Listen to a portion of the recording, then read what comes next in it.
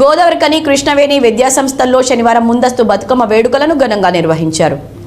ఈ మేరకు కృష్ణవేణి పాఠశాల డైరెక్టర్ మంజుల శ్రీనివాసరెడ్డి ఆధ్వర్యంలో బతుకమ్మ పేర్చి బతుకమ్మ మధ్యలో గౌరమ్మను ఉంచారు. పేర్చిన బతుకమ్మను తీసుకుని వచ్చి పాఠశాల ప్రాంగణంలోని మైదానంలో ఉంచి విద్యార్థులతో పాఠశాల డైరెక్టర్ ఉపాధ్యాయునులు రకరకాల పువ్వుతో పేర్చిన బతుకమ్మ చుట్టూ తిరుగుతూ బతుకమ్మ ఆటలను ఆడారు. ఈ సందర్భంగా మంజుల శ్రీనివాసరెడ్డి మాట్లాడుతూ పువ్వులనే దేవతగా కొలుస్తూ జరుపుకునే పండుగ బతుకమ్మ పండుగ అని అన్నారు. బతుకమ్మ పండుగ మహిళలకు అత్యంత ప్రాముఖ్యత కలిగిన పండుగ అని తెలిపారు.